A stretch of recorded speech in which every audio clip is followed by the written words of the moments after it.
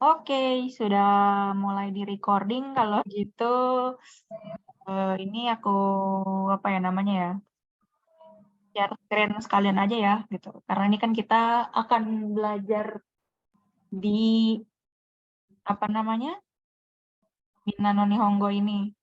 Kemarin kan buku-bukunya udah pada di-share ya, link apa Google Drive yang isinya materinya gitu. Jadi ada buku teks yang isinya full bahasa Jepang.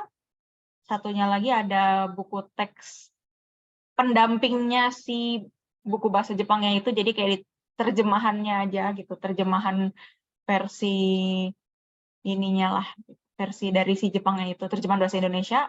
Satu lagi buku yang kanji gitu. Jadi nanti kita belajarnya tuh berganti-gantian gitu ya. Jadi setiap pertemuan ketiga, ya pokoknya hitungnya kayak kelipatan 3 gitu deh. Pertemuan 3, 6, 9, seterusnya itu nanti kita akan belajar kanji gitu. Jadi 1, 2, terus 4, 5, 7, 8 itu nanti kita belajarnya tata bahasa gitu. Oke, kita buka dulu nih, enaknya bukanya apa nih? Buku atau ke ininya, di share-nya? Bukunya aja deh kalau gitu. Bentar ya. Oke. Ini kita buka bukunya dulu. Nah, jadi ini bukunya tuh ini Minano Nihongo gitu ya. Bukunya tuh seperti ini. Sebenarnya di Kibo itu tidak mewajibkan untuk beli buku. Tapi kalau misalnya ada yang mau membeli buku gitu untuk dimiliki secara pribadi gitu, itu tidak apa-apa juga. Tapi kalau misalkan dari PDF aja udah cukup kok, kan nanti bisa di-print atau gimana, nggak apa-apa juga boleh gitu. Nah, ini bukunya seperti ini. Jadi ini kita akan mulai belajar bab yang pertama.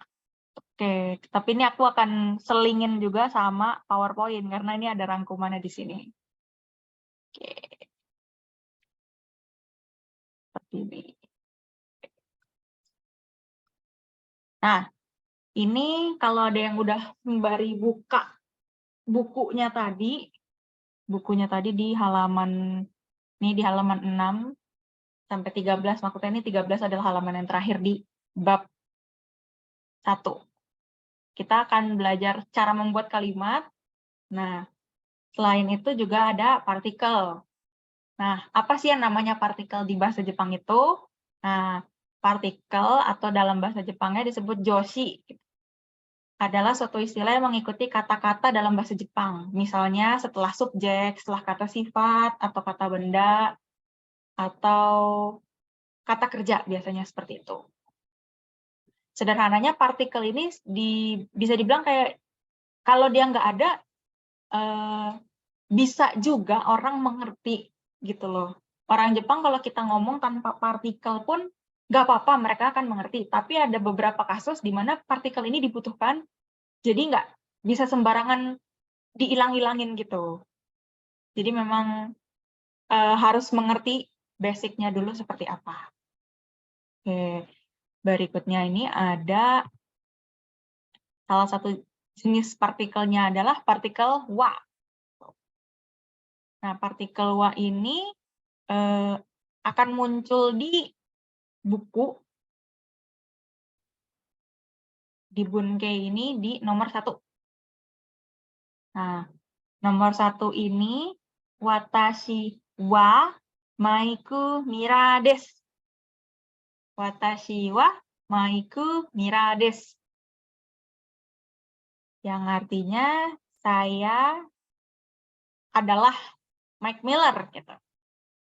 Nah, ini salah satu fungsinya ini menunjukkan subjek kalimat atau topik kalimat si partikel wa itu. Biasanya partikel wa akan digunakan untuk mengikuti subjek atau topik, sehingga kita akan mengetahui bahwa kata sebelum partikelnya itu adalah subjeknya gitu. Berarti kalau tadi di kalimat ini subjeknya adalah watashi. Jadi saya adalah subjeknya. Gitu. Dan ini bisa diartikan adalah ya. Partikel ini juga diartikan adalah. Ini sebagai contoh ini tadi, ini contohnya nanti di belakang. Fungsi yang kedua ini untuk menunjukkan dua hal yang bertentangan. Tapi karena ini belum dipelajarin, jadi kita akan pelajarin fungsi partikel wa ini yang nomor 1 dulu, menunjukkan subjek kalimat atau topik kalimatnya. Nah, contohnya adalah ini.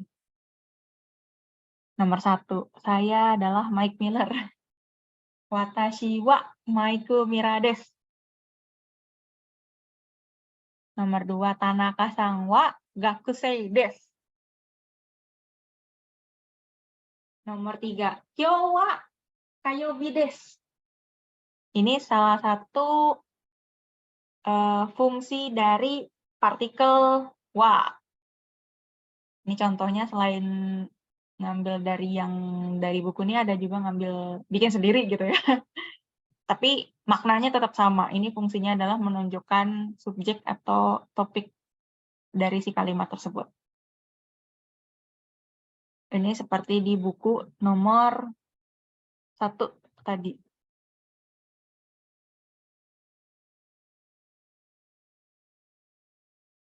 Lalu nomor 2 di sini di Bunkei. Santosu-san wa gakusei ja arimasen. Atau di bawahnya ada tulisan dewa. Bisa dibaca dewa arimasen gitu maksudnya. Nah, di sini juga masih menggunakan partikel yang sama. Tapi konteks kalimatnya jadi berbeda.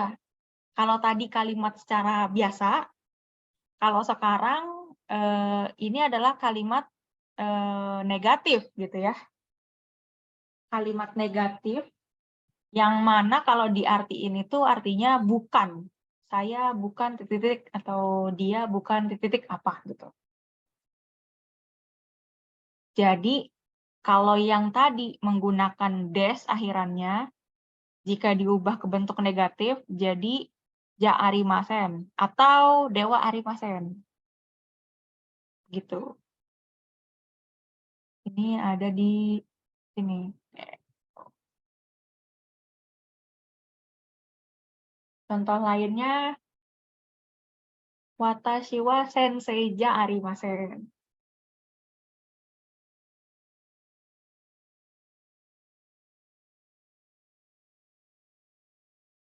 Yang artinya bukan. Kalau tadi di buku itu, Santosu-san wa gakusei ja arimasen. Santosu-san wa gakusei ja arimasen. Atau dewa arimasen bisa juga. Nah, berarti di sini Santos bukan pelajar. Gakusei itu artinya siswa, pelajar, murid.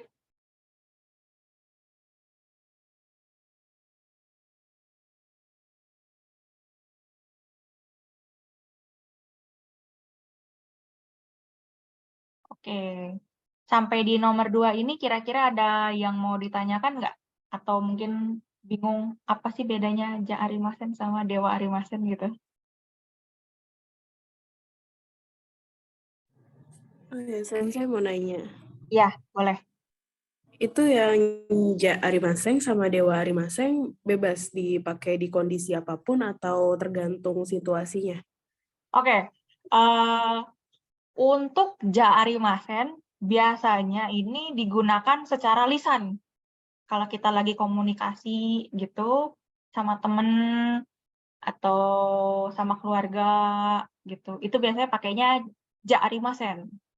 Tapi kalau misalkan dewa arimasen itu dalam bentuk tertulis seperti surat, terus koran, atau di teks yang bersifat resmi biasanya menggunakan dewa. Itu bedanya. Tapi sebenarnya kalaupun mau menggunakan dewa dalam percakapan juga nggak apa-apa sih. Kesannya akan jadi formal gitu, formal banget gitu. Kalau pakai ja arimasen sebenarnya dibilang formal sih masih kalimatnya masih sopan gitu, formal juga. Cuman kata ja ini memang apa ya namanya ya, lebih seringnya diucapkan ketika kondisi-kondisi lagi ngobrol sama teman gitu. Nah, soyu koto jarimasen yo gitu. Nah, itu supaya ada kesan akrab. Kita mau ngakrabin diri sama lawan bicara kita gitu. Jadi menggunakan kata ja gitu. Tapi kalau dewa sedikit formal ya, malah lebih formal banget menurutku gitu. Jadi kurang cocok diucapkan dalam apa ya, bentuk lisan gitu. Tapi kalau mau diucapin juga nggak apa-apa juga. Jadi orang akan apa ya namanya, punya pikiran, ini apa sih namanya, formal banget ya, berarti orangnya ini gitu, sangat mentaati peraturan atau apa. Biasanya kadang-kadang orang Jepang itu akan menilai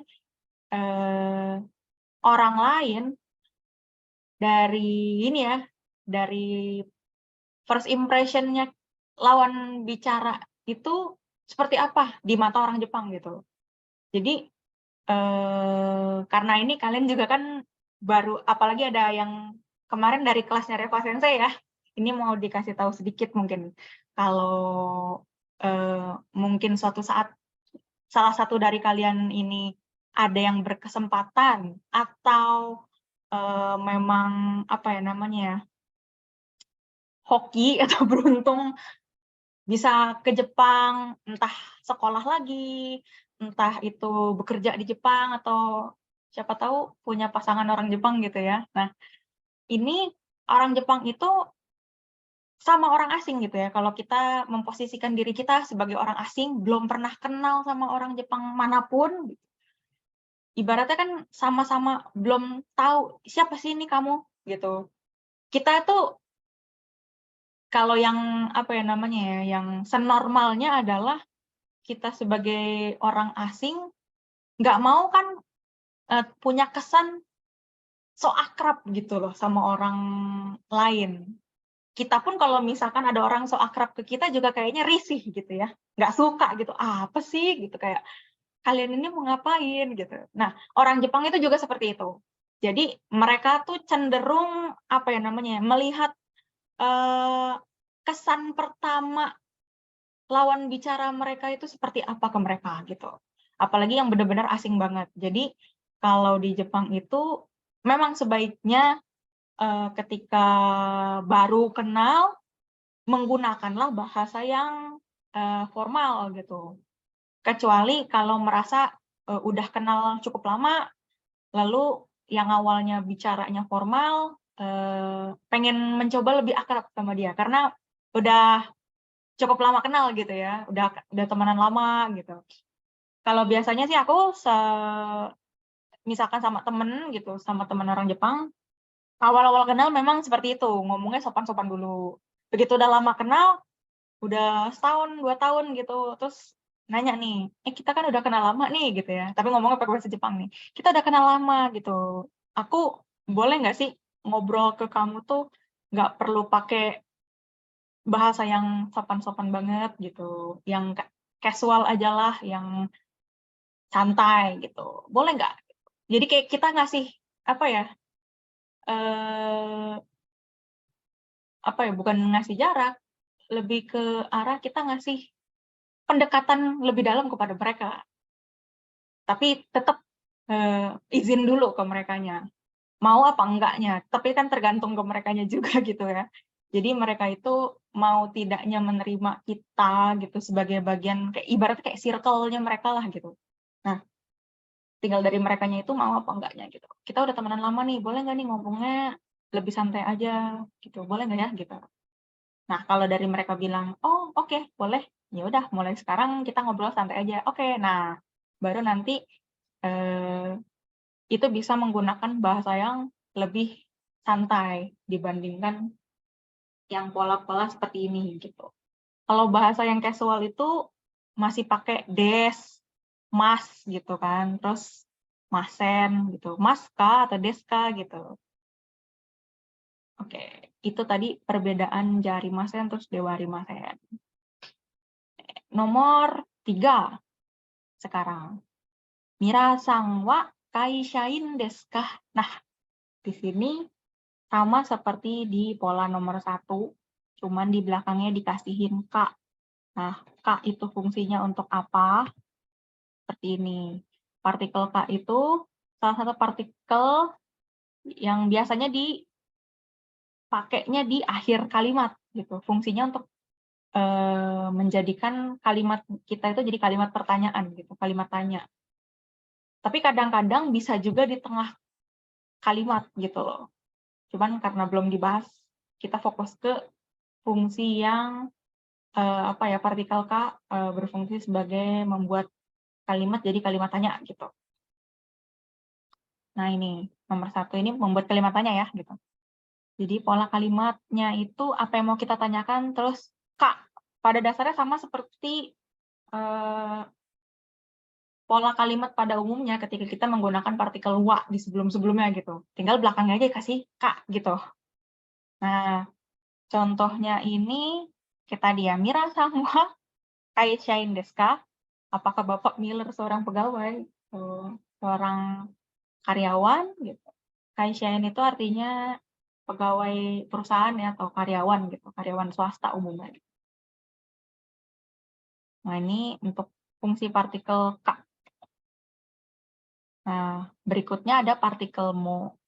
Nah, partikel mo fungsinya ini yang pertama adalah artinya juga gitu. Nah, jadi partikel mo itu digunakan untuk menyampaikan sesuatu yang maknanya sejajar. Gitu. Contohnya nih, Yamada sang wa gakusei desu, Tanaka sang mo gakusei desu. Nah, kan sama-sama gakusei ya, gitu. Nah, kalau misalkan sama-sama gakusei, belakangnya, jadi kalimat yang berikutnya itu nggak boleh pakai partikel wa. Gitu. Sebenarnya bisa-bisa aja gitu, cuman karena ini dia sejajar, sama-sama gakusei, jadi salah satu partikelnya harus mengalah. Nggak boleh pakai partikel wa, sekarang diganti ke partikel mo, gitu. Yamada sang wa gakusei desu, Tanaka sang mo gakusei desu. Gitu. Si A adalah pelajar, si B juga, gitu. Kurang lebihnya. Nah, ini kalau di buku tuh seperti ini. Kalau tadi pertanyaannya kan, mirasang wa kaishain desu ka? Gitu kan. Nah, ini dalam bentuk pertanyaan karena dia pakai partikel K. Tapi kalau K-nya dihilangin ya dia jadi kalimat umum gitu, kalimat pernyataan gitu. Mirasang wa kaishain desu, Bapak Miller seorang pegawai atau seorang karyawan gitu. Kalau dikasih K itu ya anggaplah dikasih apakah gitu. Dikasih kalimat jadi dikasih kata tanya gitu di depannya. Nah, karena sama-sama sejajar ya, sama-sama kaishain, jadi daripada menggunakan wa 2 kali, kesannya adalah sebagai pemborosan gitu ya, kalimat nggak efektif gitu. Nah, jadi menggunakanlah partikel mo di kalimat yang akhirannya tuh sama gitu. Kaishain gitu. Kalau misalkan ternyata pertanyaannya berbeda gitu, nah bisa dijawabnya pakai wa gitu. Nah, nanti akan dibahas di Reibun nih contohnya, ada di Reibun. Nah, contoh di Reibunnya seperti ini. Oke. Nomor 1. Nah, ini kan ada tanda kurung ya di anatawa, terus watashi wa gitu. Sebetulnya diberi tanda kurung itu berfungsi sebagai pembantu aja gitu loh. Kayak ada nggak ada pun ya nggak apa-apa juga gitu, dibaca nggak dibaca juga nggak ada masalah gitu. Jadi ini kalau dibaca, anata wa maikumira sang desu ka? Hai, watashi wa maikumira desu. Nah, kenapa banyak yang buku-buku gitu selalu menggunakan anata wa watashi wa gitu. Sebenarnya kurang efektif gitu. Tapi kadang-kadang ya namanya orang belajar bahasa Jepang masih pemula banget, jadi sering kalilah dikasih anata wa watashi wa. Makanya agak kurang efektif gitu. Jadi untuk di buku ini, untungnya kata anata wa dan watashi wa itu biasanya dikasih tanda kurung. Bisa dibaca, bisa tidak. Jadi boleh digunakan kalau dalam kehidupan sehari-hari gitu ya. Boleh digunakan, boleh enggak juga. Jadi terserah. Karena pada umumnya sebenarnya orang Jepang itu udah nggak membutuhkan anata wa watashi wa lagi. Kalau ngomong udah ngalir gitu aja. Maikumira sang desu ka? Hai, maikumira desu gitu. Jadi ada orang datang gitu kan. Nah, mau nanya nih, contoh lah, anggap aku ini Mike Miller gitu ya. Ada orang nyamperin gitu. Maikumira sang desu ka? Atau nyolek gitu ceritanya. Nyolek-nyolek atau tepuk pundak terus nengokan saya gitu atau gimana. Ditanya, Maikumira sang desu ka? Hai, maikumira desu gitu. Jadi tanpa anata wa watashi wa lagi, itu juga udah oke. Lebih bagus malahan, lebih natural gitu. Nah ini yang nomor 1 ini lebih kayak mengkonfirmasi ya sifatnya. Anda Mike Miller atau bukan gitu. Iya, saya Mike Miller gitu. Ini penggunaannya juga kalau dalam kehidupan sehari-hari seperti ini. Kadang-kadang biasanya untuk kayak mengkonfirmasi, benarkah kamu si ini atau ternyata salah orang gitu. Jadi lebih baik ditanyakan gitu. Anda ini atau ini gitu kan. Atau biasanya kalau ada nama orang pakai sang gitu ya di belakang. Nani sang gitu. Biasanya guru-guru di sekolahan juga kurang lebihnya sering banget menggunakan sang ini, tapi kalau di Jepang itu umumnya yang dipanggil nama keluarganya gitu ya. Kayak misalkan Yamada-san gitu, Tanaka-san, Ogawa-san gitu. Mereka yang dipanggil nama keluarganya gitu, nama marganya gitu. Enggak nama pemberian orang tuanya gitu. Kalau nama marga kan biasanya kan diturunin dari ayah gitu kan. Nah, jadi kalau di sekolah-sekolah di Jepang, guru-guru kalau ngabsen juga pasti manggil nama keluarganya gitu. Oke, ini sekarang ke nomor 2. Nomor 2, Mira-san wa gakusei desu ka? Iye, ini nggak usah dibaca ya. Iye, gakusei ja arimasen. Nah, seperti ini. Ada yang bisa, apa ya namanya ya, di kalimat 1 dan 2, ada yang tahu nggak apa persamaan dan mungkin perbedaannya gitu? Kalimat 1 dan kalimat 2. Dari pertanyaan dan jawabannya mungkin ada yang bisa menyimpulkan, oh ini sama nih, terus jawabannya ini gitu.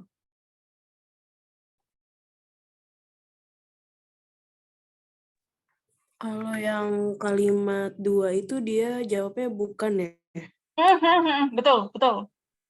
Seperti itu. Oke. Jadi di kalimat nomor 1 dan kalimat nomor 2 sama-sama menggunakan kalimat tanya gitu ya. Nana deska, nana deska gitu. Ini adalah basic untuk kalimat tanya gitu. Umumnya seperti ini. Nani deska gitu. Kalau untuk bertanya. Tapi jawabannya berbeda ya. Yang pertama pakai hai, yang kedua iye gitu. Nah, dalam bahasa Jepang kalimat tanya apapun modelnya, apapun topik yang dipertanyakan, jawabannya cuma ada 2. Kalau nggak hai, iye. Kalau hai berarti iya. Kalau iye berarti tidak. Seperti itu. Kalau misalkan kita menggunakan contoh kalimat yang pertama nih, nomor 1. Maikumira sang desu ka? Hai, maikumira desu. Nah, itu kalau dia menjawab, iya, saya Mike Miller. Tapi pas ternyata dia salah orang, Maiku mirasang desu ka? Iye. Ada yang bisa lanjutin? Polanya pola kalimat negatif nih.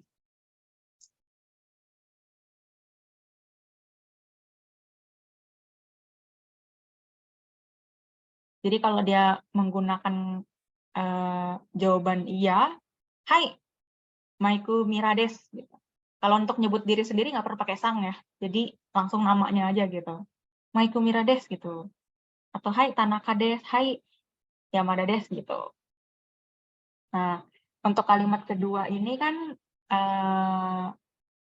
dia menanyakan topiknya adalah gakusei. Apakah kamu tuh si student atau murid gitu? Apa bukan gitu? Nah, jawabannya kan bukan gitu. Nah, kalau kita menggunakan kalimat nomor 1, tetapi jawabannya seperti di nomor 2. Mengharapkan jawabannya seperti nomor 2. Ada yang bisa nggak? Jawabannya jadi iye gitu.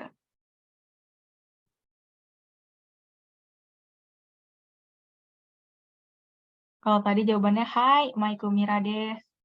Nah, kalau jawabannya enggak, kurang lebihnya kan bentuk-bentukannya tuh sama. Tinggal belakangnya dibedain aja gitu. Tinggal kasih jari masennya aja gitu.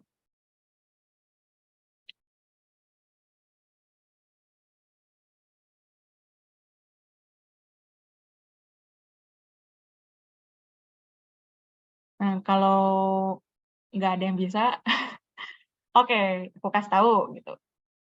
Jadi kalau misalkan kita mengikuti contoh nomor 1, Maiku mirasang desu ka? Jika jawabannya iya, dia akan menjawab, hai, Maiku mira desu. Kalau jawabannya enggak, iye, Maiku mira ja arimasen. Seperti itu. Polanya kan sebenarnya sama. Seperti di nomor 2. Mirasang wa gakusei desu ka? Gitu. Iye, gakusei ja arimasen. Nah, kalau dibilang, hai, jawabannya iya. Gimana? Ada yang bisa nggak?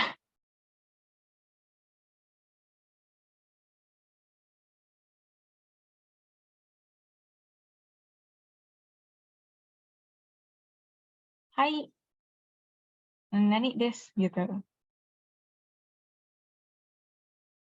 Hai, watashi wa? Atau nggak usah dibaca watashi wa juga nggak apa-apa sih.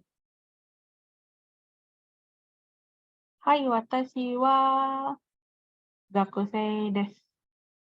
Harusnya begitu. Oke, sekarang kita ganti. Kalau tadi masih pakai anata watashi, sekarang udah pakai orang ketiga. Contohnya di nomor 3 nih. Nomor 3, wan sang wa ginkoin desu ka? Ginkoin nih, kalau ada yang belum tahu artinya ginkoin, ini ada di buku yang terjemahan. Di bab 1 itu ada daftar kosakata gitu. Nah, itu ada di situ semua.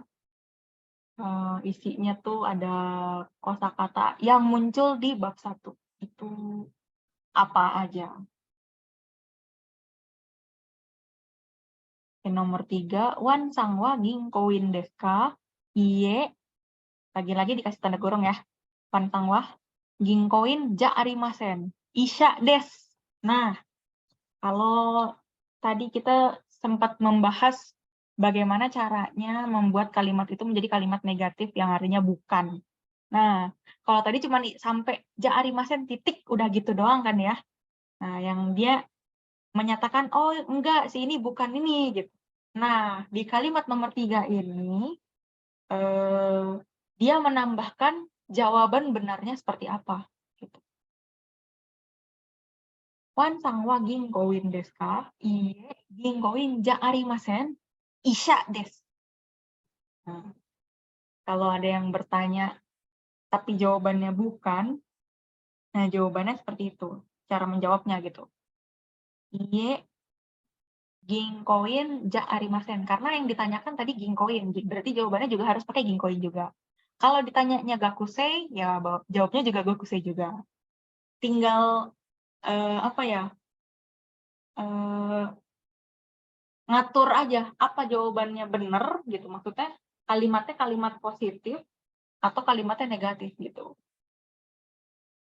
Kalau misalkan kalimat positif kasih hai gitu, terus belakangnya pakai des.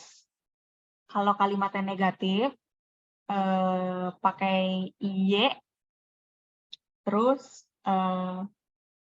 belakangnya jangan lupa ganti ke ja arimasen atau dewa arimasen. Nah, kalau mau menambahkan jawaban benarnya gitu, seperti di nomor 3 ini, bisa kita jawab apa jawaban benarnya, terus des gitu. Sama seperti kayak kita ngejawab pertanyaan pakai hai. Bedanya hai-nya nggak ada, karena kan kita ngejawabnya udah menjawab bukan gitu loh. Kita ditanyain, pekerjaan kamu ini bukan sih gitu. Kamu pegawai bank apa bukan sih? Bukan, saya mah bukan pegawai bank gitu. Saya mah dokter gitu. Nah, kurang lebihnya seperti itu.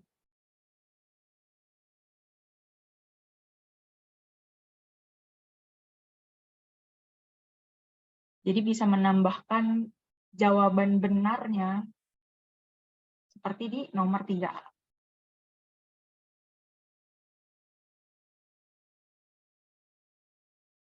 Oke, berikutnya di nomor 4. Ano kata wa donata desu ka? Watto-san desu. Sakura Daigaku no sensei desu.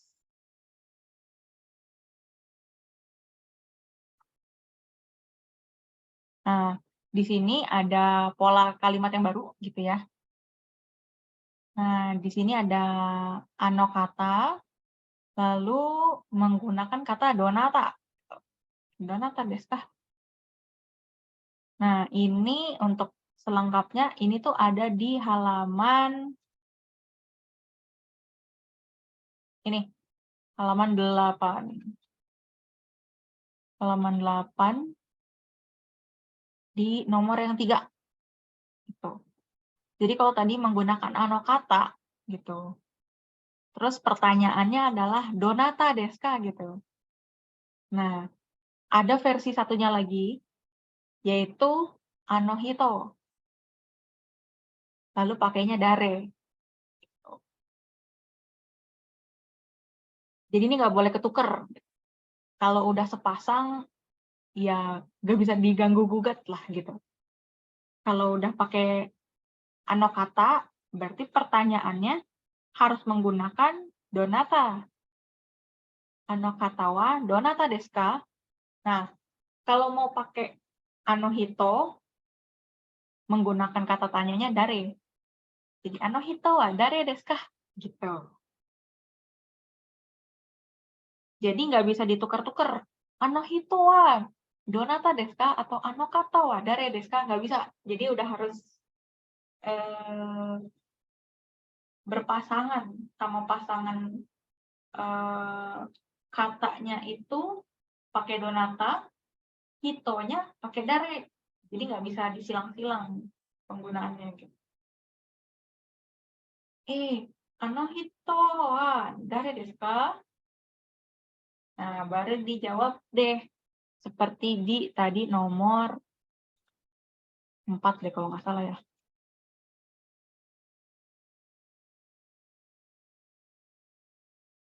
Nah, ano kata wa donata desu ka? Watto sang desu. Nah, ini menanyakan ya. Ini di sini kalimat yang nomor 4 ini bertanya siapa sih orang itu gitu loh. Siapakah orang itu? Karena nggak kenal sama sekali. Jadi kita mengorek informasi atau kepo gitu sama orang lain, mungkin teman kita atau siapa. Gitu. Nah, di sini barulah ano kata wa donata desu ka? Watto sang desu. Sakura Daigaku no sensei desu.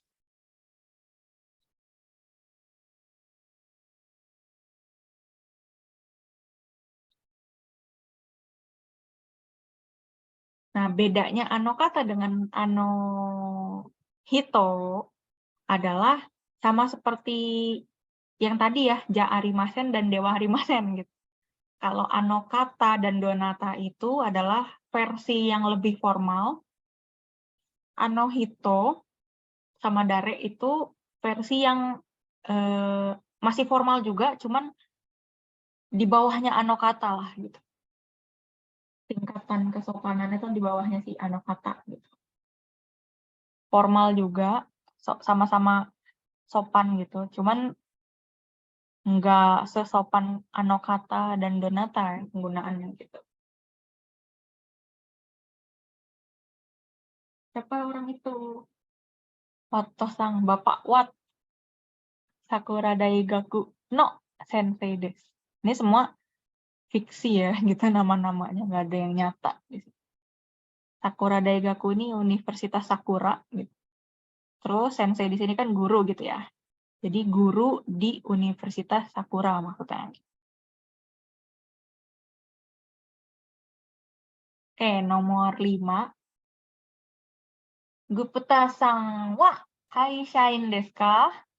Hai, kaishain desu. Oke, ini seperti di kalimat nomor 1 tadi ya. Nah, lalu ada pertanyaan lagi. Karina-sang mo kaishain desu ka?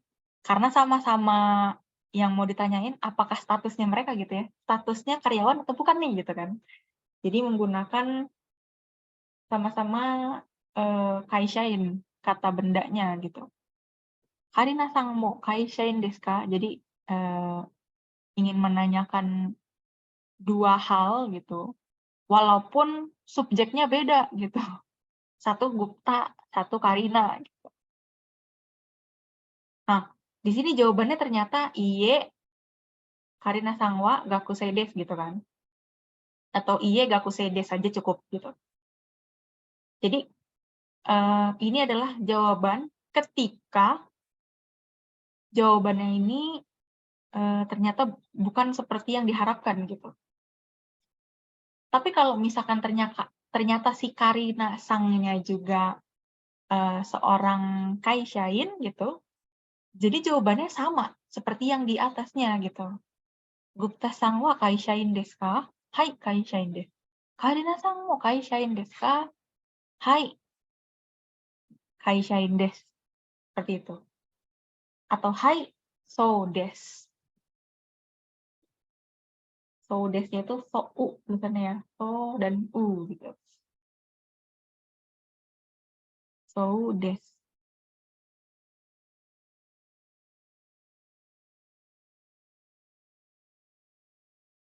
Oke, pola yang terakhir, nomor 6, ini menanyakan umur.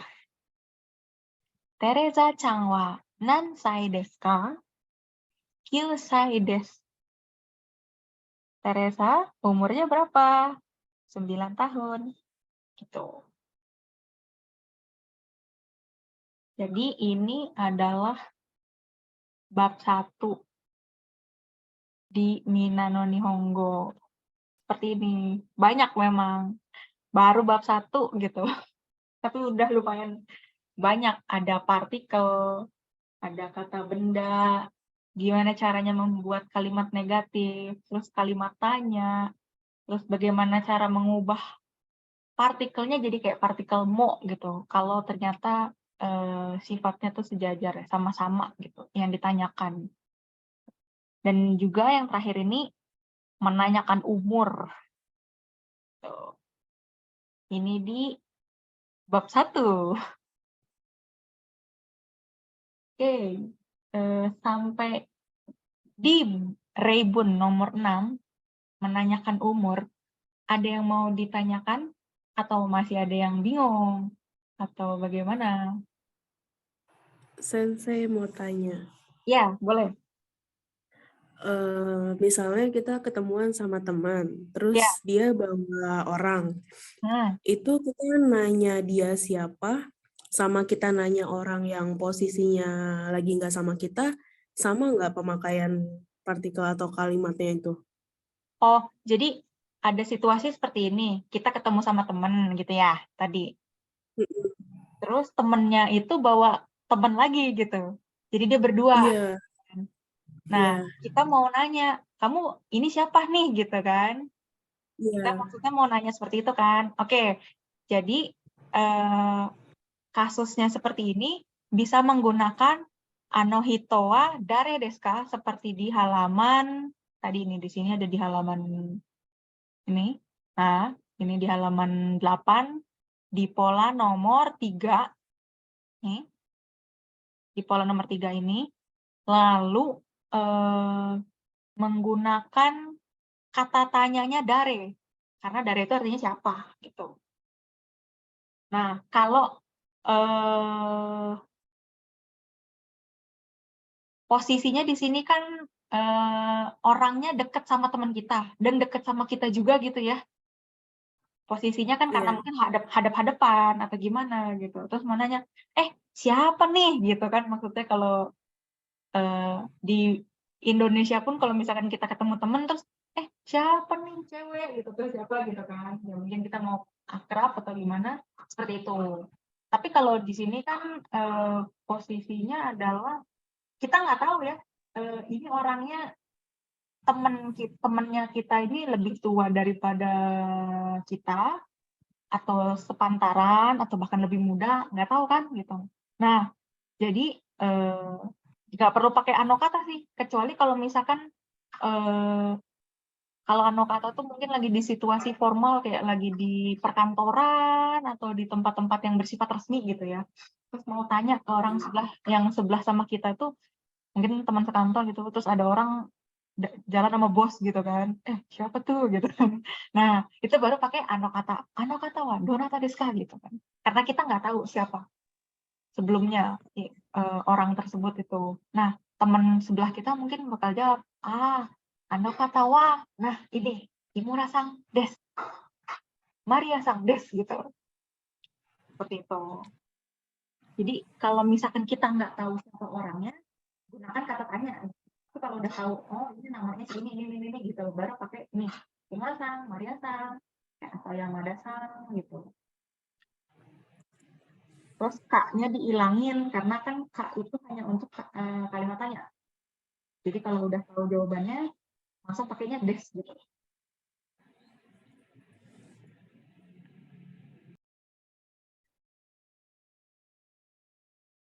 Nah, kalau di situasi satu lagi, ketika orangnya jauh gitu, tapi kita melihat orang tersebut gitu, seperti yang tadi lagi di kantor, terus sebelahnya bos tuh ada satu orang lagi, terus nggak kenal gitu kan, merasa kayaknya kok nggak pernah lihat nih orang di kantor gitu kan, ya, ini siapa sih gitu, kok si bos bisa-bisa ya jalan-jalan sebelah nama dia gitu. Terus ya udah bisa menggunakan anokata gitu. Nah, untuk apa sih namanya?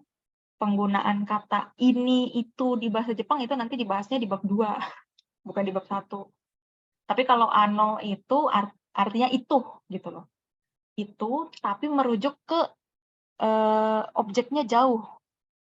Jauh dari kita yang ngomong dan jauh juga dari lawan bicaranya kita gitu. Jadi benar-benar barang atau objeknya itu jauh banget dari dua orang yang sedang bicara.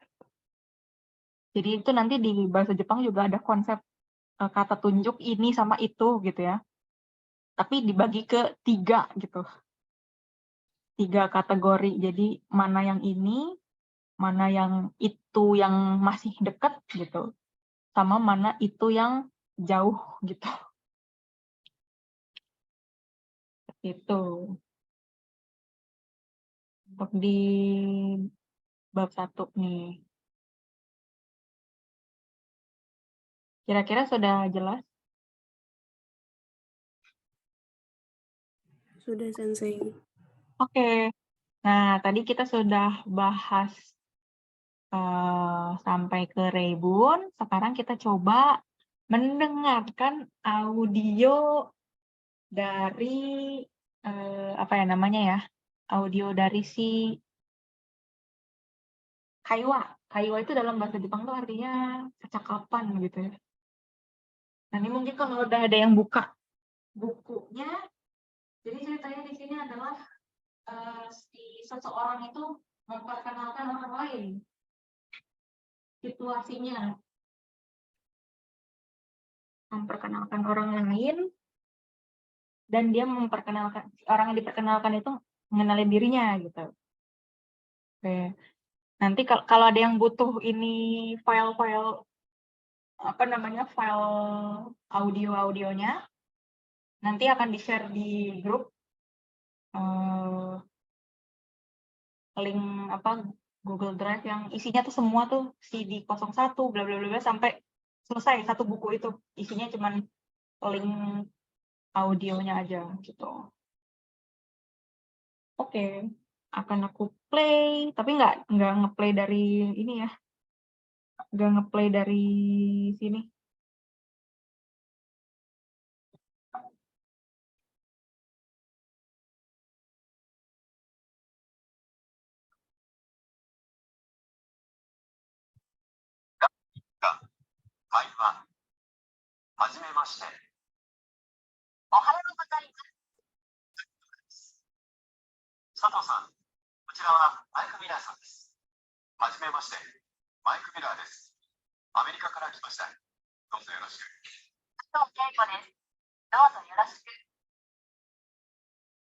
Oke, ini kaiwanya kurang lebih seperti ini. Emang cepet banget karena itu naturalnya orang Jepang kurang lebih kayak gitu.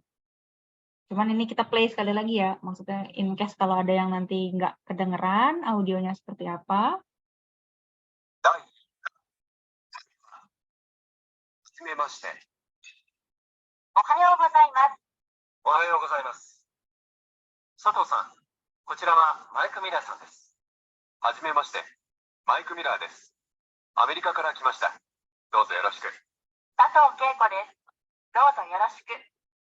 Oke. Jadi isi percakapannya adalah tadi antara 3 orang. Jadi 3 orangnya ini ada Sato, Yamada, terus Mira gitu ya. Dan ini judulnya Hajime Mashite. Hajime Mashite itu kayak perkenalkan semuanya gitu, nama saya bla gitu. Umumnya ini diucapin ketika akan memperkenalkan diri gitu. Ketika ketemu orang baru gitu. Oke. Yang pertama ini si Sato, yang perempuannya ini yang bicara, "Ohayo gozaimasu." Terus Yamada yang pakai kacamata ini ngebales, "Ohayo gozaimasu. Sato-san, kochira wa Mike Mira-san desu." Sato, ini Mike Miller gitu. Nah, Mira-sannya lalu memperkenalkan diri kan. "Hajime mashite, Mike Mira desu. Amerika kara kimashita. Dozo yoroshiku." Nah, lalu dibalas lagi sama si Satonya nih. "Sato Keiko desu. Dozo yoroshiku." Gitu. Nah, ini untuk percakapan versi singkat gitu ya di bahasa Jepang itu seperti ini. Yang pertama ada Hajime Mashite. Ini tuh penting banget. Hajime Mashite itu sangat-sangat penting gitu. Nah, terus berikutnya nyebutin nama gitu. Hajime Mashite. Ini coba aku ini bisa nggak ya? Woi, sedikit error. Hajime Mashite, Maiku Mira desu. Nah, ini Hajime Mashite. Ketika makan gitu.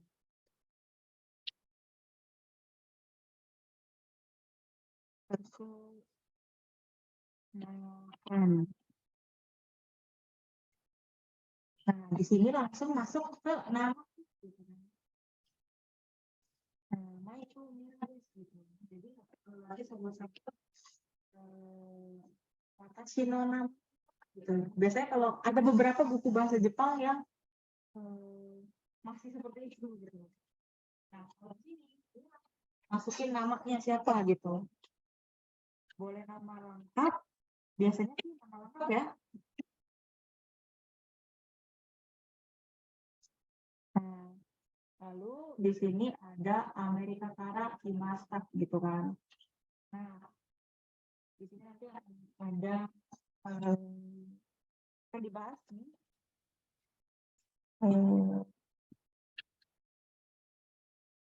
Ini artinya tuh saya berasal dari mana gitu.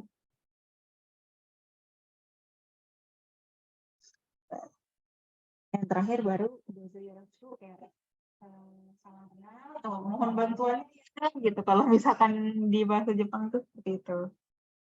Ya, nice to meet you lah kalau di bahasa Inggris mungkin. Ini format apa sih namanya perkenalan dalam bahasa Jepang tuh kurang lebih kayak gini. Ya hajime mashite, Maiku Mira desu. Amerika kara kimashita. Dozo yoroshiku gitu. Terus di bawahnya si ceweknya singkat banget ya. Sato keiko desu. Dozo yoroshiku gitu. Nah, itu juga boleh. Tapi ada juga yang versi panjangnya yoroshiku onegai shimasu gitu. Nah, ini kalau dibongkar satu persatu untuk apa namanya pembahasan cara perkenalan dalam bahasa Jepang seperti ini. Yang pertama, harus ada hajime mashite-nya dulu ya. Hajime mashite. Lalu sebutin nama lengkapnya, langsung des gitu. Contohnya artis Jepang siapa ya? Yang lagi tenar. Aduh, nggak ngikutin banget lagi. Ini deh Takeru Sato deh. Yang kemarin habis main film, bukan film sih, main serial di Netflix, First Love gitu kan. Tapi karena biasanya kalau orang Jepang itu kan nama keluarganya dulu ya. Nah, kebetulan namanya sama nih, Sato juga nih tuh. Ini Sato tulisannya seperti ya, Sato Takeru gitu. Berarti hajime mashite Sato Takeru desu. Ini contoh doang gitu. Nah, karena dia orang Jepang, jadi dia nggak perlu pakai karakimashita. Nihonjin desu gitu. Nah, ini di apa sih namanya? Di buku terjemahan itu ada kalau nggak salah di bab 1 itu daftar-daftar nama-nama negara gitu ya, terus nama-nama kewarganegaraan juga gitu. Itu ada.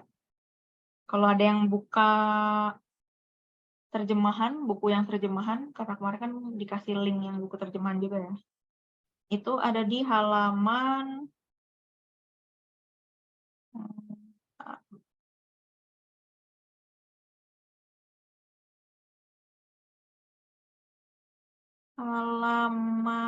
13.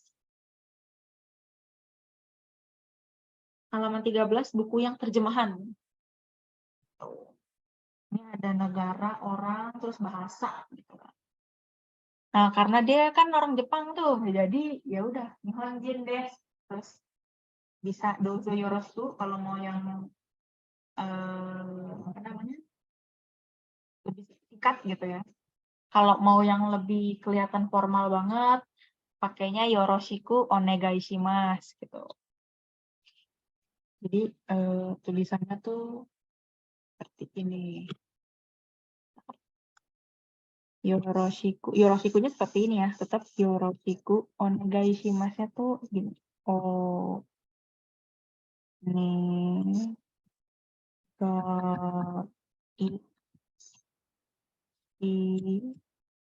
mas. Jadi yoroshiku onegai shimasu. Jadi kayak senang berkenalan sama kalian gitu, mohon bantuannya gitu. Kalau dalam bahasa Jepang, onegai shimasu. Kalau misalkan mau lebih lengkapnya lagi, bisa gitu. Kayak nyebutin umur, terus nyebut apalagi ya mungkin hobi gitu. Tapi kan agak panjang tuh ya. Jadi biasanya orang-orang cukup ini sih ya, hajime mashite, terus nama, umumnya nama lengkap gitu. Atau kalau setelah nama lengkap mau bilang tolong panggil saya ini gitu. Nah, terus asalnya dari mana gitu. Baru dozo yoroshiku atau yoroshiku onegai shimasu gitu. Nah, yang ini nih Amerika kara kimashita. Nah, ini sebenarnya kayak pola kalimat juga ya, cuman nggak masuk ke buku gitu. Karena ini pengetahuan yang umumnya aja gitu, bukan yang harus dipelajarin ada tata bahasanya gini gitu. Nah, kalau mau menggunakan karakimashita, boleh dengan catatan posisi kita sudah ada di Jepang. Nggak boleh posisi kita di Indonesia, terus kita bilang saya dari Indonesia. Ya lu dari Indonesia gitu kan, ngapain juga nyebut-nyebut saya orang Indonesia nih gitu. Kan lucu juga gitu kan. Nah, jadi kalau misalkan mau menggunakan karakimashita dengan menyebut nama negaranya gitu, asal negaranya dari mana, boleh dengan catatan posisi kita saat ngomong itu ada di Jepang gitu. Jadi orang Jepang tuh tahu, oh kamu orang Indonesia, oh kamu asalnya dari Indonesia gitu. Walaupun sebenarnya kalau kita ngobrol sama orang Jepang, walaupun ya pakai via chatting gitu, kayak pakai pakai Kakao Talk atau pakai apa ngobrol kenal dari sosmed atau Line gitu-gitu. Tapi karena kebanyakan orang Jepang kan pakai Line atau enggak sekarang jarang, mungkin pakai Kakao Talk gitu ya. Nah, mungkin ada yang sering kayak gitu tuh. Posisi lagi ada di Indonesia gitu, tapi makainya karakimashita gitu. Nah, itu agak-agak kurang tepat sebenarnya. Jadi, kalau ingin menggunakan karakimashita itu dengan catatan kita sudah ada di Jepang posisinya. Kalau kita posisinya masih ada di Indonesia,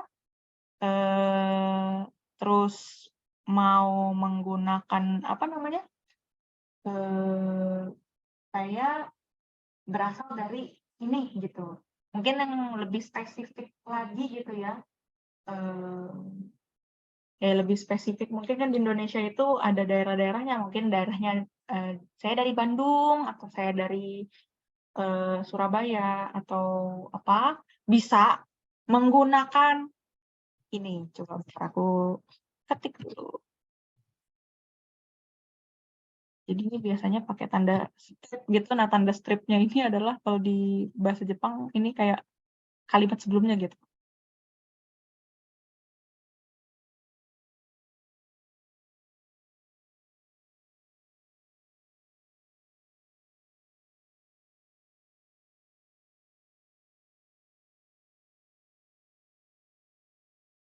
Nah, ini.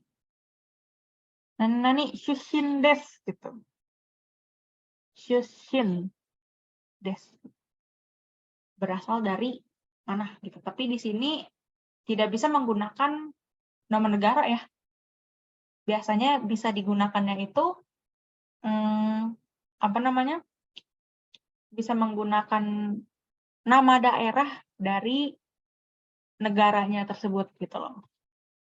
Kayak tadi contohnya saya berasal dari Bandung, saya berasal dari Surabaya, bisa seperti itu. Atau berasal dari Jakarta juga bisa seperti itu. Misalkan kayak contoh ngambillah Jakarta ya gitu.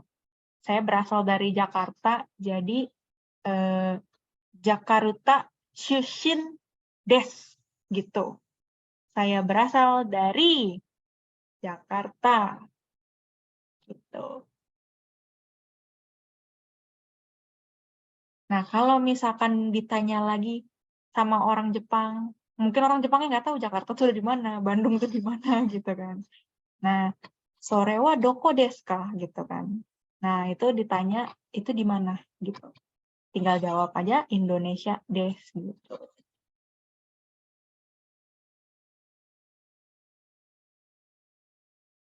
Oke, ini untuk penjelasan karakimashita dan shushin. Oke. Sampai di sini di di percakapan atau kaiwanya ini kira-kira ada yang mau ditanyakan atau tidak tentang perkenalan diri gitu.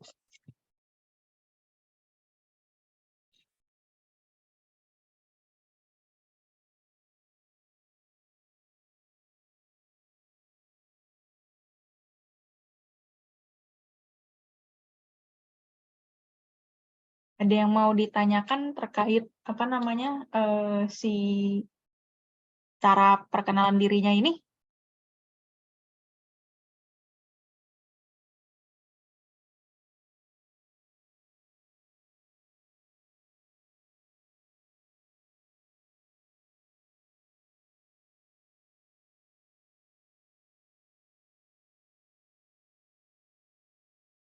Kalau nggak ada yang mau ditanyakan, kita ke ini ya.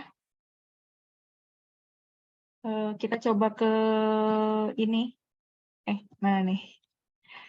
Ke halaman berikutnya gitu. Ini udah latihan. Oke, ini kita ke halaman yang berikutnya. Halaman berikutnya ini lebih ke rangkuman aja sih sebenarnya. Rangkuman-rangkuman dari yang udah dipelajarin sebelumnya gitu. Oke, nomor 1, watashi wa maikumira desu. Di bawahnya sama juga, jadi tetap dibaca depannya dulu gitu. Watashi wa kaishain desu. Lalu ada wansang wa shugokujin desu. Wansang wa isha desu. Begitu.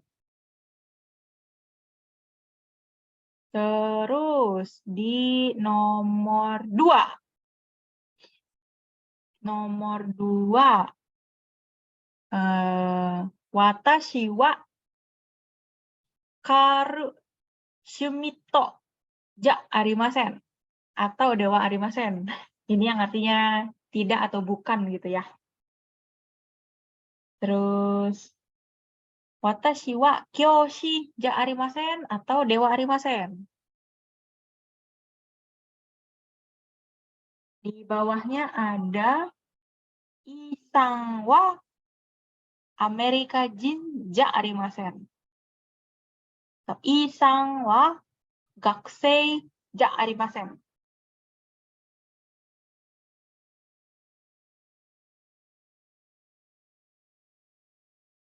Oke.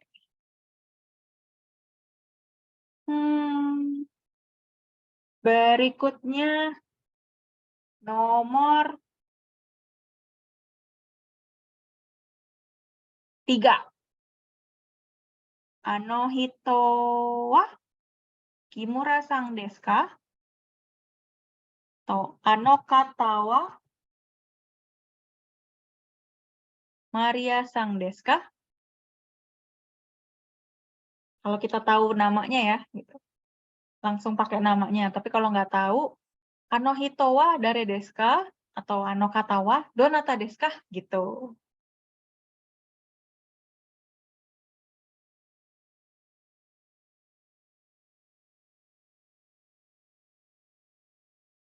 Oke, berikutnya di nomor 4. Nomor 4. Watashi wa IMC no shain desu. Nah, ini sebenarnya ada partikel satu lagi, cuman karena tadi aku nggak terlalu kemarin tuh pas bikin PPT-nya tuh nggak terlalu ngelihat ke sini, jadi aku ngeliat dari depannya. Jadi nggak sempat kebikin bagian yang no-nya ini. Jadi kalau no ini ibaratnya penggabungan dua kata benda. Jadi kata benda, no, kata benda gitu. Jadi IMC sama Shine ini yang kotaknya itu semua ini kata benda. Pokoknya kotak yang ini, sama kotak yang belakang ini, dua-duanya kata benda. Jadi ini no itu di tengah-tengah menggabungkan dua kata benda gitu. Jadi kalau dibilang IMC no Shine Des adalah berarti IMC, anggaplah itu IMC kan nama perusahaan gitu ya. Shine ini kan artinya kan karyawan juga gitu. Karyawan perusahaan, berarti karyawannya IMC. Saya adalah pegawai di IMC gitu. Pegawai IMC. Contoh yang kedua, Karina-san wa Fuji Daigaku no Gakusei desu. Berarti Karina adalah seorang pelajar di Universitas Fuji gitu.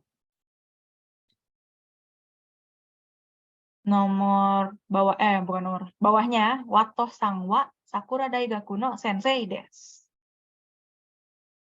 Jadi nama Bapak Wat gitu, seorang guru di Universitas Sakura gitu. Ini di nomor 4. Oke, di nomor 5, ini penggunaan partikel mo. Yang kita tahu sebelumnya tadi, partikel mo itu fungsinya adalah membuat kalimat itu berarti juga, dan jika kedudukannya itu sejajar gitu ya. Apa yang dibicarakan itu topiknya sama gitu. Yang dibahas itu sama. Nah, kebetulan di sini adalah Burajiru Jin, orang Brazil maksudnya gitu ya. Nah, jadi Santos Sangwa Burajiru Jin desu. Santos orang Brazil. Nah, di bawahnya ada yang pakai partikel mo nih. Maria sang mo Burajiru Jin desu. Atau ano hito mo Burajiru Jin desu. Jadi, jika topiknya sama, partikelnya salah satu harus ada yang mengalah. Nggak boleh pakai partikel wa dua-duanya. Salah satu harus menggunakan partikel mo, dan itu umumnya digunakan di digunakan di partikel mo itu digunakan di kalimat yang kedua, bukan di kalimat yang pertama gitu.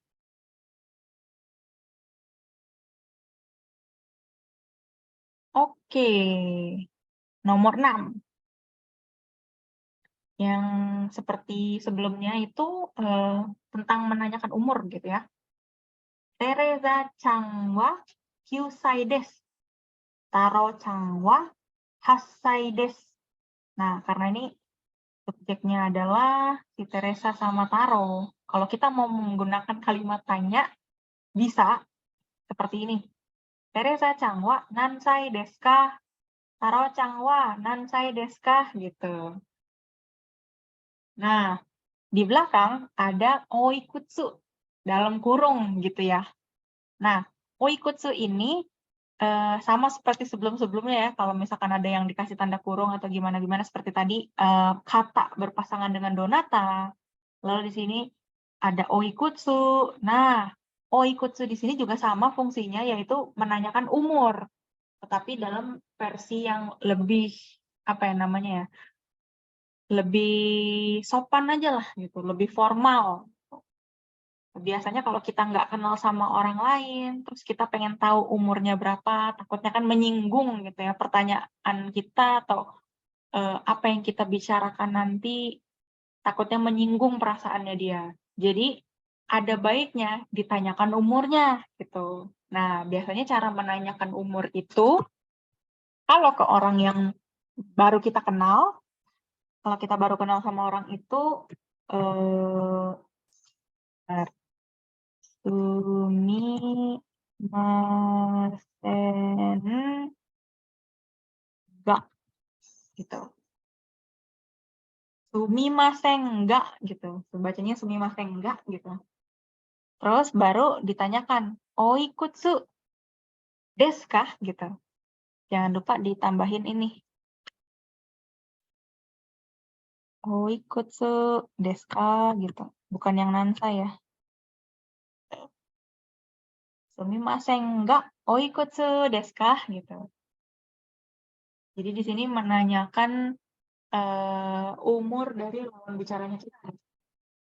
Kita pengen tahu si orang itu tuh umurnya berapa. Karena kalau kita sembarangan gitu, sembarangan ngomong sama orang Jepang kalau kita nggak tahu latar belakangnya atau gimana-gimana ya, takutnya menyinggung gitu. Makanya yang sempat tadi ku bahas di awal-awal, kenapa kalau kita sama orang Jepang itu kalau bisa ngomongnya tuh yang sopan-sopan dulu gitu deh. Kalau udah akrab baru pakai bahasa yang agak santai, nggak apa-apa lah gitu kan.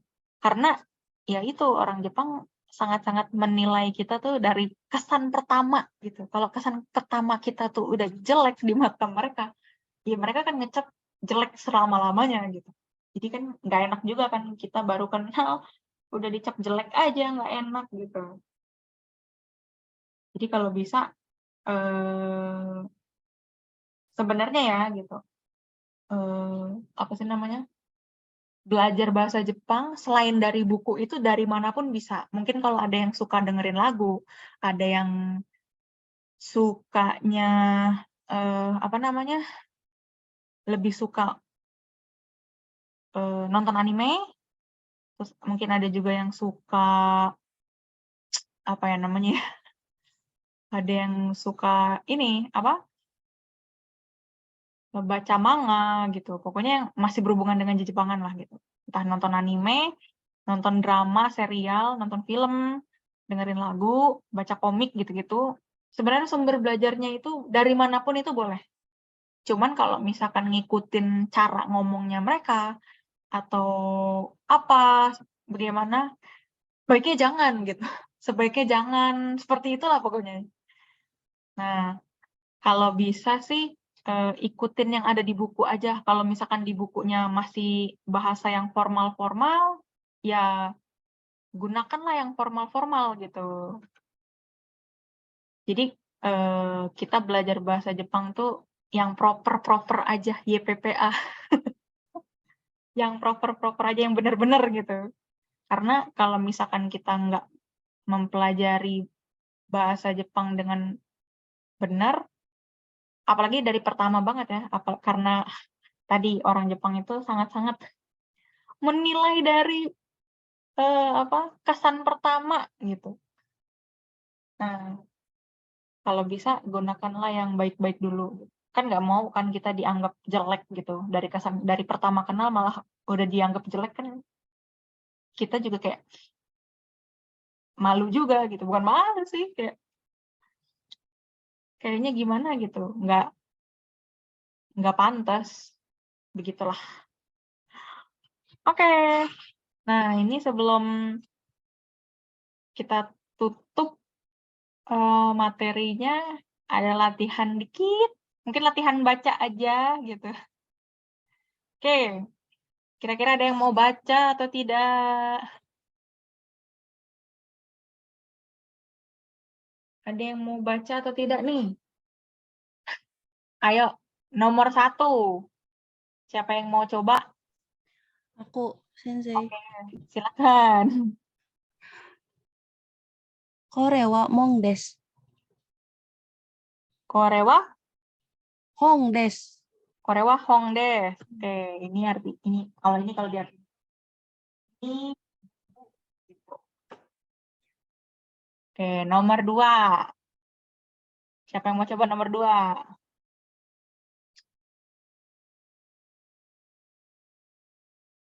Salah nggak apa-apa, namanya belajar, nggak perlu takut salah. Justru salah itu biar tahu letak kurangnya di mana, jadi bisa diperbaiki gitu.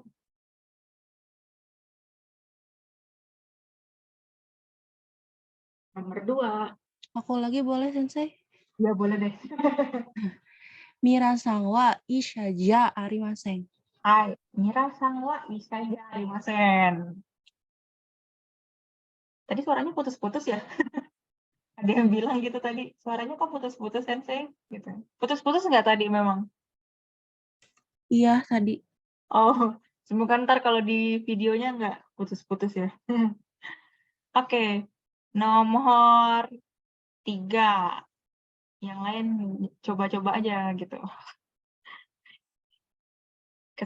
Jadi yang lain bisa sembari belajar juga. Aku Sensei. Oke, boleh. Naniga Naniga?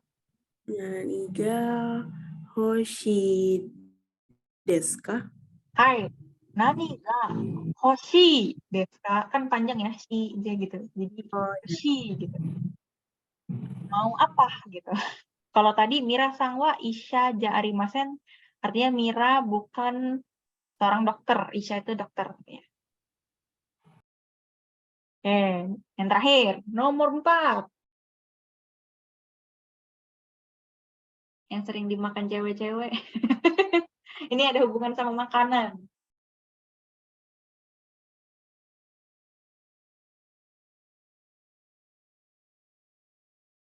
Aku lagi, Sensei, boleh? Iya, boleh.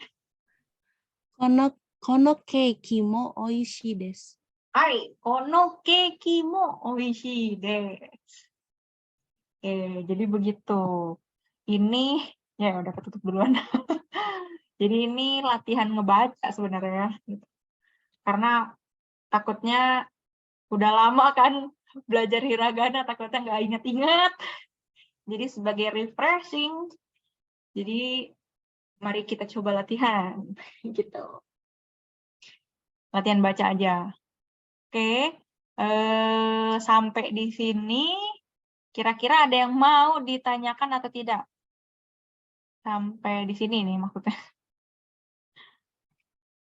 Di bab 1 tadi nih, terakhir ini tadi kita sampai ini ya, Renshu A. Nah ini pembahasannya ini. Kira-kira ada yang merasa masih sulit, aduh ini kok bunponya atau tata bahasanya kok susah banget atau gimana gitu. Kira-kira ada yang masih sulit atau masih bingung atau seperti apa, punya keluhan gitu, atau penjelasannya masih kurang mengerti gitu. Ditanyakan tidak apa-apa.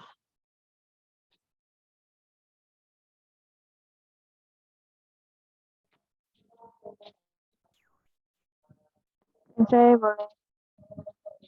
Ya, silakan. Sebenarnya ini bukan pertanyaan sih, cuman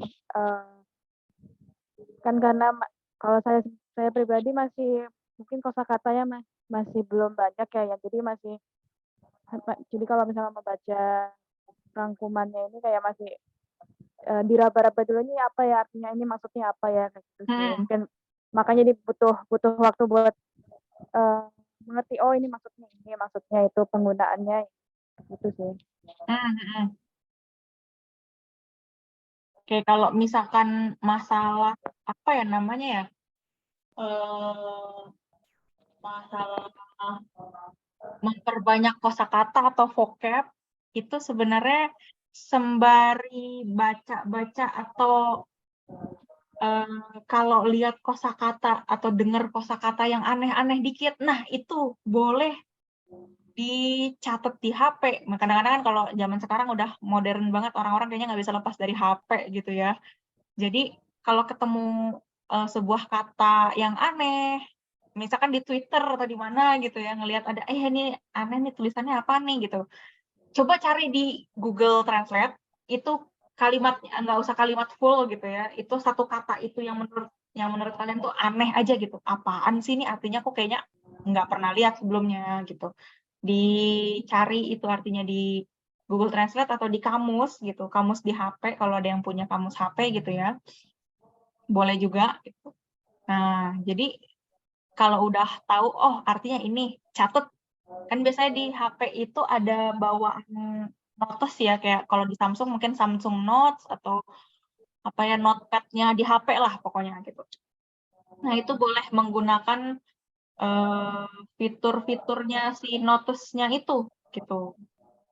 Nah, jadi ketika ketemu lagi sama kata-kata itu udah tahu, oh ini kemarin habis searching ini nih artinya apa namanya, arti kalimat, arti katanya ini gitu. Nggak perlu tahu secara kalimat full gitu, apa sih gitu, nggak apa-apa. Cukup apa ya namanya ya, cari aja gitu yang nggak dimengerti gitu, atau kata-kata yang asing yang baru pertama kali dilihat tuh atau pertama kali didengar gitu. Pokoknya dicatat gitu. Ketemu yang aneh-aneh dikit catat gitu. Jadi bisa ke tracking. Oh, ini udah nyatet banyak nih. Nah, dari situ juga bisa dipelajarin. Oh, berarti selama ini aku udah belajar berbagai macam kosakata nih, gitu kan. Jadi nggak terbatas harus dari buku aja. Sumber-sumber ini tuh dari mana-mana tuh banyak. Mungkin kalau ada yang suka dengerin lirik lagu, nah, dari lirik-lirik lagu itu kadang-kadang suka banyak gitu kan. Nah, kalau misalkan kalian ada yang menggunakan HP, ya kalau ada yang menggunakan HP gitu. Ini ada salah satu aplikasi, mungkin ya aku bisa kasih saran gitu, salah satu aplikasi ini, aplikasi handphone sih sebenarnya, tapi dia juga bisa dibuka di desktop gitu. Ini namanya, bentar. Nah, ini namanya Todai Reader gitu. Bisa dipakai di mana ya namanya? Bisa dipakai di HP juga, bisa dibaca di web juga seperti ini. Cuman kalau misalkan mau yang lebih fiturnya lebih banyak, mungkin download di HP sih. Jadi ini bisa di HP Android atau di iPhone gitu. Ini namanya Easy Japanese. Tapi kalau misalkan di HP mungkin namanya Todai. Nah, kayak gini nih aplikasinya. Gitu. Kayak gini nih. Warnanya ungu gitu deh. Nah, sebenarnya aplikasi ini gratis, tapi ada beberapa fitur yang apa ya namanya ya? Fitur yang premium lah maksudnya gitu. Kalau mau nikmatin full versionnya gitu, nah ini ada fitur yang premiumnya. Nah itu kalau dia lagi sale gitu ya, kalau lagi diskon gitu Black Friday atau gimana-gimana, itu harganya bisa miring banget. Jadi waktu itu aku sempat beli ini juga di aplikasi ini aku beli juga gitu. Aku beli apa ya namanya si Todainya ini.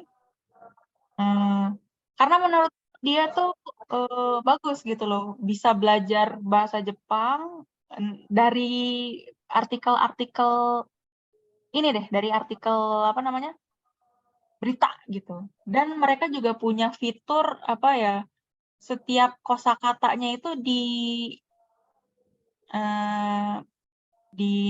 ini loh. Dikasih kategori, ini level berapa, ini level berapa, ini level berapa gitu. Nah, N5, N4, N3, N2, N1 itu mereka punya kode-kode warnanya sendiri gitu loh. Jadi oh ini kosakata N5 ini, kosakata N4 ini gitu. Jadi mereka ada kategori-kategori warnanya gitu di setiap kata-kata yang muncul. Kalau tadi kita buka aplikasinya ya, ini buka ininya nih, buka beritanya. Kita ambil lah nih contoh salah satu random aja ya nih. Nah, ini kan setiap kosakatanya ini mereka punya ini nih dikasih garis bawah gitu terus ada warna-warnanya gitu kan. Nah, ini bisa dicek satu persatu. Kalau di aplikasinya bisa kelihatan gitu loh. Nah, ini kode-kode warnanya ini. Nah, ini yang warna biru, N4 yang hijau, N3 yang kuning, N2 yang oranye, N1 yang merah. Nah, ini jadi kayak ketahuan lah mana-mananya nih kosakata-kosakatanya ini kan banyak nih gitu. Nah, ini bisa sembari dilihat, oh ini artinya ini. Jadi kita kalau di aplikasinya kalau kita klik apa namanya? Kalau kita klik ke apa ya namanya ya? Gitu. Kalau kita klik di setiap kosakatanya gitu, itu pasti keluar ntar artinya oh ini artinya ini artinya itu gitu. Gitu. Terus apalagi ya? Kalau nyalain buka bukan buka ini buka di mana ya? Buka di laptop gitu. Nah, ini bisa juga kalau buka di laptop tuh nyalain ekstensi namanya Rikai-kun, tapi ini kayak aku lagi on di sini. Coba aku lihat ke sebelah dulu. Oke, ini aku contoh nih, ini aku buka aplikasi atau sesuatu lah nih. Oh, atau enggak aku buka Jisho ya, jisho.org lah ini. jisho.org gitu. Nah, ini juga kamus bahasa Jepang, sangat ngebantu, tapi ini nggak ada aplikasinya.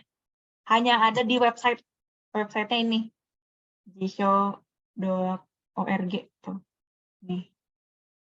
Nah, yang tadi aku bilang kalau kita lagi buka-buka website yang ada tulisan bahasa Jepangnya, kalau di Google Chrome itu ada ekstensi Ini namanya Rikaikun. Ini. Nah, kalau kita klik, dia akan nyala. On. Ada tulisan on-nya. Kalau kita arahin ke tulisan yang ada huruf Jepang apapun itu, dia akan keluar artinya. Nah, dia akan keluar arti-artinya. Kalau kita tunjuk ke kanji, ntar dia akan keluar kanjinya. Gitu. Bisa kelihatan. Gitu. Dan ini bisa nyari apa aja sih sebenarnya. Gitu. Nah, ini kan kita contoh ambil kata hashita ini sebenarnya. Hashita. Gitu. Hashiru cuman bentuk apa ya namanya, bentuk past tense gitu ya, bentuk lampau jadi hashita gitu. Dan enaknya di sini di atasnya ada furigananya gitu. Nah, ini hashiru. Nah, keluar lagi kan ininya. Gitu.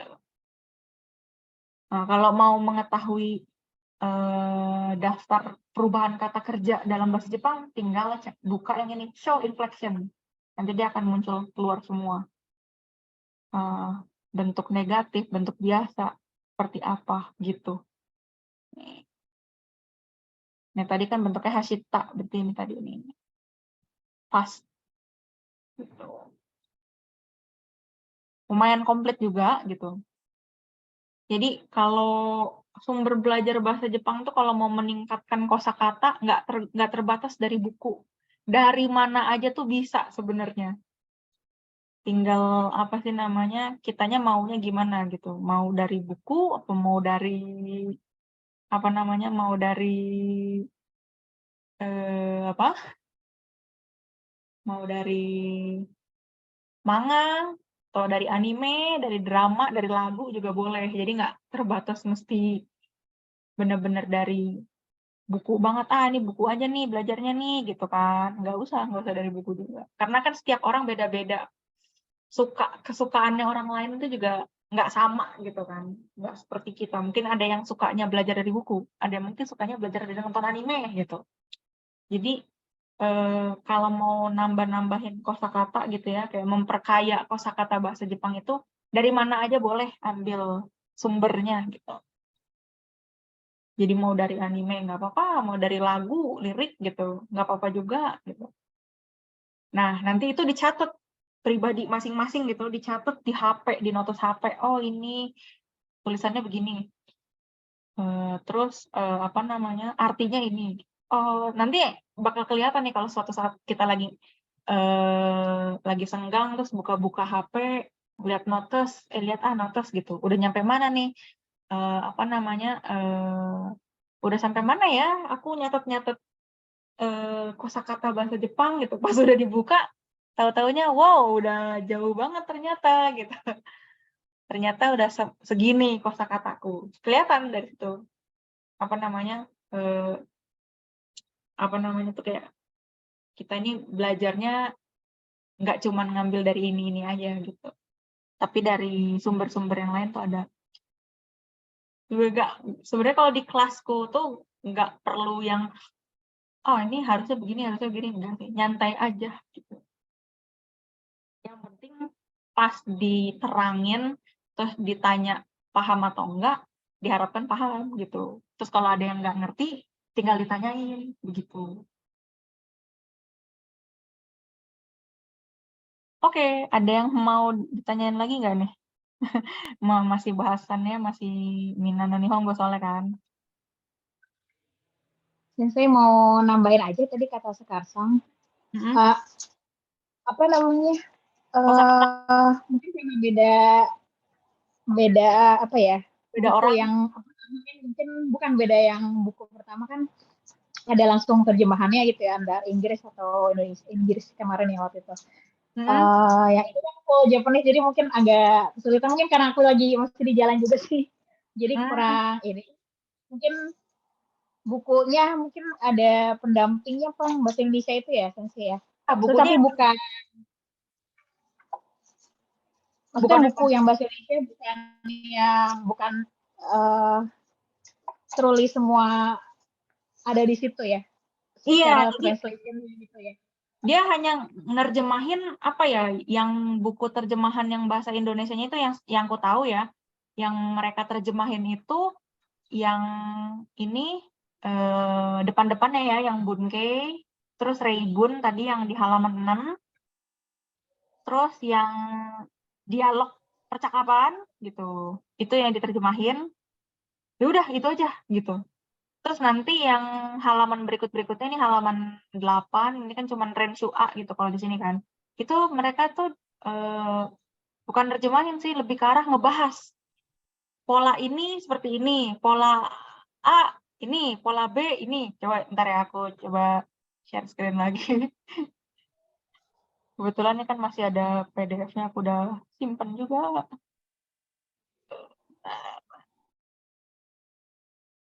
Nah, jadi dia tuh cuman bahasa Indonesia, bener-bener bahasa Indonesianya aja yang di apa? Yang di iniin. Jadi Bapak Miller orang ini gitu. Nah, kurang lebihnya kayak gitu. Cuman begitu aja. Terjemahannya plek, bener-bener bahasa Indonesia gitu.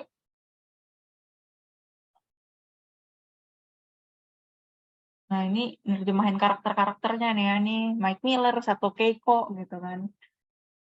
Nah, ini bener-bener menerjemahkan apa yang ada aja gitu. Nah, ini terus pelajaran 1 gini kan. Kata benda wa, terus kata benda des gitu. Kata benda 1, kata benda 2, ja atau dewa arimaseng kan. Kata benda apalagi nih, kata benda wa, kata benda 1 wa, kata benda 2 deska gitu, kata benda mo gitu. Nah, jadi mereka tuh cuman ini aja gitu. Menerjemahkan yang benar-benar ininya gitu. Nah, nih pelajaran 1 kosakata. Nah, ini ada 1 kosakata, terus yang di bawahnya ini ada garis gitu biasanya. Dan ini umumnya sih yang keluar di bab 1 tuh ini gitu. Ini yang keluar ini nih. Ini watashi, terus anata, terus anohito atau anokata gitu kan.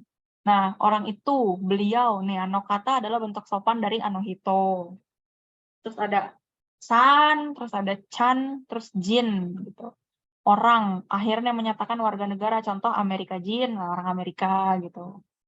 Nah, jadi ini benar-benar hanya nerjemahin plek-ketiplek dari si bukunya itu. Tapi nggak semua, karena setelah pembahasan tata bahasa di buku yang teks Jepangnya itu kan ada soal latihan gitu. Soal latihan nggak mungkin diterjemahin gitu dong. Jadi mereka hanya nih, terjemahan yang pertama nih pola kalimat tadi ya. Saya Mike Miller. Saudara Santos bukan mahasiswa. Apakah saudara Miller pegawai perusahaan? Saudara Santos juga pegawai perusahaan. Sama, ini pakai partikel mo tadi nih. Nah, contoh kalimat tadi, Ana tawa maikumira sang deska, hai watashi wa maikumira des gitu. Nah, ini hanya nerjemahin yang ada di buku itu aja gitu. Tapi kadang-kadang terjemahannya ini agak sedikit kaku gitu. Jadi nggak terlalu bukannya kaku ya, kayak formal banget gitu. Ini masih pakai saudari atau saudara gitu kan. Selamat pagi, saudari Sato, ini saudari Mac Miller gitu kan. Aneh kan, agak kurang nyaman aja gitu kalau di kehidupan sehari-hari. Kayaknya kita nggak mungkin menggunakan kata saudara gitu. Kecuali kalau pidato ya, saudara-saudara sekalian gitu. Jadi nggak mungkin kalau ngenalin orang lain, kita pakai saudari Sato, ini saudari Mac Miller gitu. Aneh gitu. Jadi ya karena yang aku bilang tadi ini terjemahannya agak kaku, jadi mungkin untuk dipakai di kehidupan sehari-hari mungkin nggak bisa semua dipakai gitu dalam kehidupan sehari-hari. Tapi secara keseluruhan ini adalah memang terjemahannya dari si buku yang tadi gitu, buku bahasa Jepangnya. Nah, ini percakapan. Nah, ini mereka tuh cuman terjemahin sampai sini aja, sampai di bagian percakapannya tadi. Nah, halaman berikutnya ini biasanya ngasih referensi, informasi gitu-gitu. Nah, ini referensi dan informasi tentang apa ya nih? Negara, orang, bahasa kayak apa ya, kewarganegaraannya apa, terus orang mana gitu, terus bahasanya bahasa apa gitu. Tuh. Terus yang berikutnya baru keterangan tata bahasanya gitu. Nah, ini ada partikel-partikel wa gitu kan. Menunjukkan kata sebelumnya adalah topik kalimat nih. Si pembicara memakai wa untuk hal yang mau dibicarakannya, kemudian selanjutnya membuat kalimat dengan menambahkan berbagai deskripsi. Agak-agak bingung kadang-kadang penjelasannya gitu loh. Jadi yang jelas yang sebelumnya wa itu adalah topik gitu atau subjeknya gitu kan. Nah, watashi wa maiku Mira des, saya Mike Miller gitu. Perhatian, partikel ini dibacanya wa. Terus des, kata benda diikuti des menjadi predikat. Des menyatakan maksud, penilaian, dan kepastian. Juga menunjukkan sikap sopan terhadap lawan bicara. Jika des dalam kalimat negatif atau waktu lampau bentuknya berubah. Watashi wa kaishain des, saya pegawai perusahaan. Kata benda satu, wa, kata benda, ja, atau dewa arimasen. Nah, kalau tadi di PPT, ini cuman buat pola kalimat ja dalam kurung dewa arimasen gitu. Nah, ja atau dewa arimasen itu bentuk negatif dari des. Dalam percakapan sehari-hari sering digunakan ja arimasen. Dalam pidato yang resmi atau bahasa tertulis digunakan dewa arimasen. Santos sesangwa gakusei ja arimasen atau dewa gitu. Saya Santos bukan mahasiswa. Cuman kadang-kadang makanya agak kaku aja gitu terjemahan yang ada di sini tuh. Makanya aku agak kurang suka gitu. Cuman kalau kalian mau baca masih agak bingung nih kan karena ini isinya kan bahasa Jepang semua gitu. Bisa sembari dibuka-buka gitu. Jadi kalau menggunakan apa namanya buku Minna no Nihongo ini lebih disarankan itu memang sembari buka ininya juga. Karena dulu waktu kuliah pun pasti mahasiswa tuh disuruh bawa buku ketika ada pelajaran tata bahasa, pasti 2 buku ini yang dibawa. Nggak boleh ketinggalan gitu. Karena nih di dalam buku terjemahan itu ada ininya, keterangan-keterangannya. Oh ini kata benda terus mau kata benda 1 terus kata benda 2 gitu. Jadi di sini tuh ada keterangan-keterangan apa tata bahasanya. Udah sampai di sini aja mereka cuma jelasin ini tata bahasa yang keluar di bab 1. Berikutnya bab 2 ya udah balik lagi kosakata lagi. Terus ini lagi apa terjemahan pola kalimat tadi, terus ada percakapannya gitu. Udah terus referensi gitu kan. Nih ada referensi ini nama keluarga gini. Baru nanti tata bahasanya seperti ini. Di buku terjemahan cuman begitu aja memang. Terjemahan yang bahasa Inggris juga seperti itu. Gitu. Cuman bedanya terjemahan bahasa Inggris ya pakai bahasa Inggris. Gitu. Kebetulan ini ada yang terjemahan bahasa Indonesia, jadi ya yang dipakai yang terjemahan bahasa Indonesia aja gitu.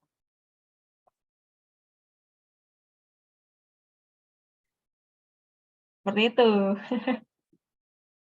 Tapi kalau misalkan masih agak bingung, bisa dibaca-baca dulu aja. Kalau misalkan ada yang nggak ngerti, terus ada yang bingung, kok begini bukunya atau kenapa partikelnya bla bla bla gitu. Nah itu bisa ditanyain aja di grup gitu. Soalnya kalau di grup itu dibikin selain apa ya buat nampung murid-muridnya siapa-siapa aja, biar ketahuan juga kalau misalkan ada yang nanya nih, satu orang nanya, biasanya orang-orang lain itu juga mungkin perlu juga orang-orang yang lain menjadi ilmu buat mereka gitu loh. Jadi yang satu nanya, yang lain juga otomatis kebagian dapat ilmunya juga gitu. Gitu. Oke. Ada yang mau ditanyain lagi? Atau tidak?